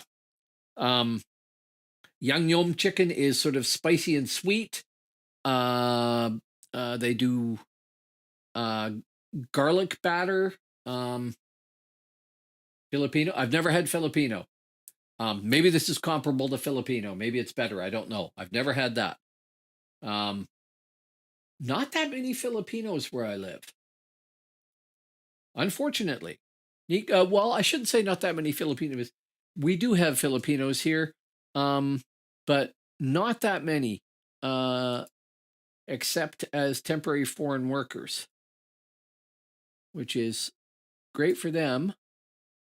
And I have nothing against them, but it is not so good for the Canadian economy in some ways. However, really nice people. Okay. A lot of them in Tim Hortons to curve. And it makes me want to learn Tagalog, which is apparently supposed to be a really easy language to learn too. Okay, we are going to switch to moving that up just a hair, like that. That curve looks okay. We'll get rid of this. Goodbye. And then we will element, make power brush, glyph, flatten layer. Well, I'm not on the right screen.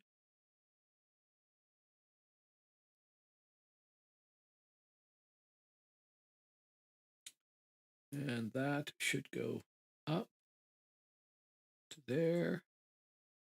And that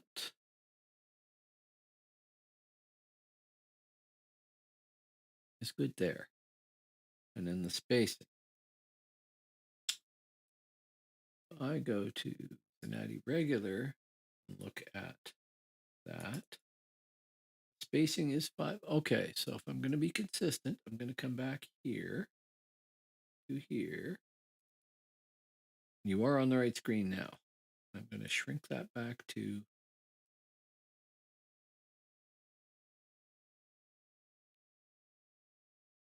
here. About there. Okay.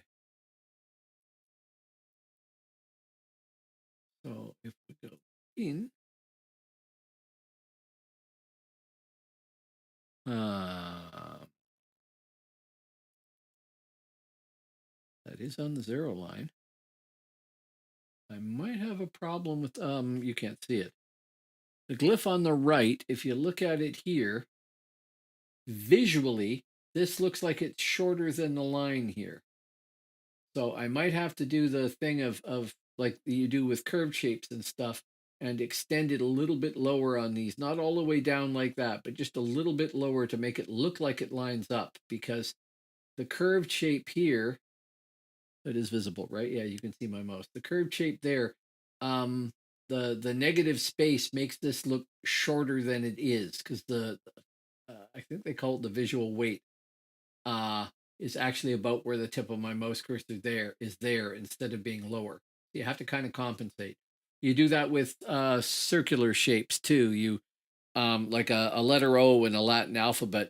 If you look, the top of the O and the bottom of the O will often be slightly higher than the height of an X, the X height.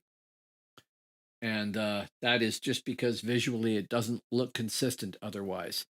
It is consistent mathematically, but it doesn't look it. So I may have to do that here with shapes that stick down like that. Just take them a hair lower, which probably means that the vowels, which are supposed to have those descenders, will need to be a little bit lower than that, but we'll see. Okay. Oh, you're west coast of the US. Okay. I'm north of you in Victoria, British Columbia.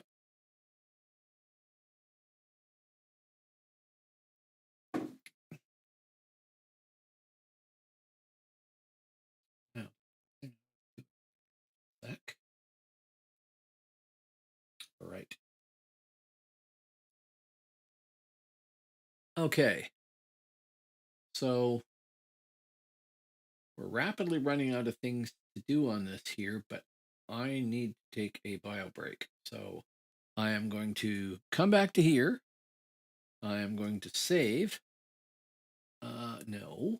I was on the wrong thing. I'm going to come over here to the font software and then hit save. So it saves. Matter of fact, I'll save font that way too, just to make sure it happened. I'm going to take as short a bio break as I can and then come back. I'm going to have to stop sometime soon anyway. Yes, I've heard that. Oh, Vegas would be cool. Unrelated to any of this stuff, there's another YouTube channel that's based out of Vegas that my wife and I watch a lot too. What the hell are they called? Hillywood. Have you ever seen Hillywood? Pair of sisters that do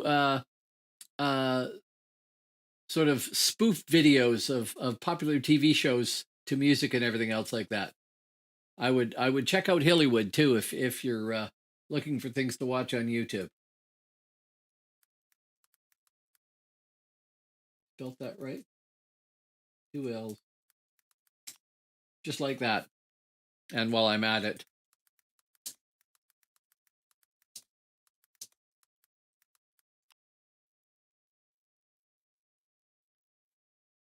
I can't play one of their videos because they specifically ask you not to. They're really clever. They're entirely supported by Patreon, and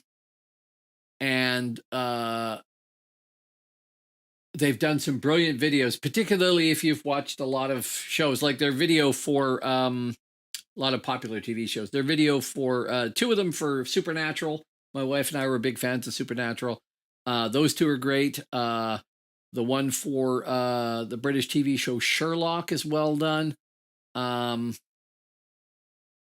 There's one for Harry Potter. It's done like a game show. That was well done. There is one for Harley Quinn. It's really clever stuff. Really, really well done. Really well acted. It's two sisters, although one of the sisters often ends up playing a guy. Oh, the Pirates of the Caribbean one is good too. But they've gotten people to do original music for them, and they're all really well recorded, videoed, edited. They get an awful lot of. They were both dance instructors, so they can dance and sing and whatnot. They get a lot of people that want to get a credit, screen credit for something, that come and do the dancing and stuff like that. As far as I know, they pay everybody, but if you spend enough on Patreon supporting them, they will apparently give you like a, brief cameo if possible and stuff like that. They're really fun. I really like them. Okay, bio break. Back in a minute. Well, probably 3 or 4 minutes.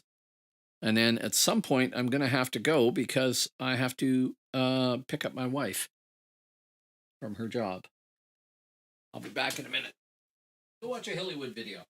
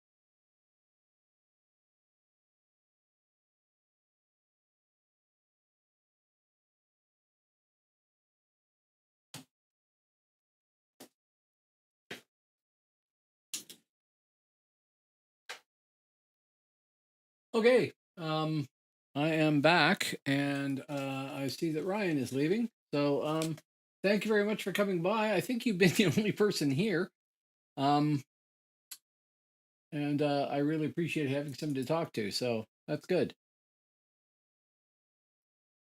So have fun with your work, and I will get some more of this done. Not much, and then I will stop the stream because I have to go, like I said.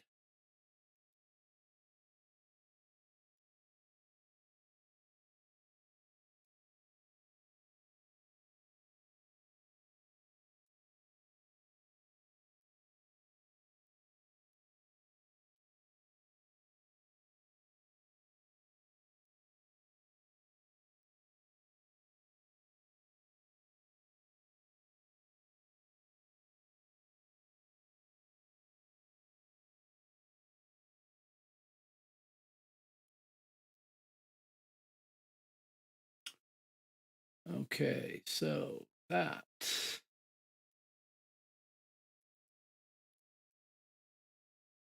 Gone. Element. Make power brush. Don't know what that shape is there. Glyph. Flatten layer. Select that one. Get rid of it. And close. And then we got to move the whole thing. Do it that way. Over this way. Yeah. Actually, I'm going to adjust that back a little bit. It's on the line. Nobody will know but me.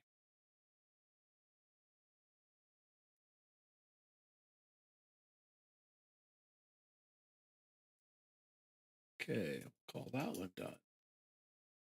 Flag green. Flag green. You can be flagged green because you have been done. Okay, so 1, 2, 3, 4, 5, 6, 7, 8, 9, 10, 11 to go. But duplicates in there too, so those won't be too bad. Okay, and we're looking at a little bit over 2 hours and 10 minutes for a video right now, and that is probably enough. And since I've probably lost my only audience member for the moment, I think I will call that done. I will finish these shapes off and probably have to, well, I'll do another video with them to adjust the spacing and take a look at the way it lays out and everything like that and make the small adjustments. That'll be next week's live stream probably. But if you've gotten this far and you've watched all this, then thank you. Please, they say it's passe to do this now, but please hit subscribe on YouTube. It's much appreciated. I'm trying to build up my numbers so that I can eventually get monetized, which would be cool. Have a good night. We will see you next time. And thanks very much. We'll call that done. If you really like what I'm doing here and you want to support me, please go to Patreon. So it's patreon.com/thatfontguy. And for $1 or $1.50 or something like that per month, you can sponsor me. That's greatly appreciated. And you can also download many of the fonts that I've produced here so you can play with them yourself. Have a great night, and we will call that done. Bye. Thanks for watching.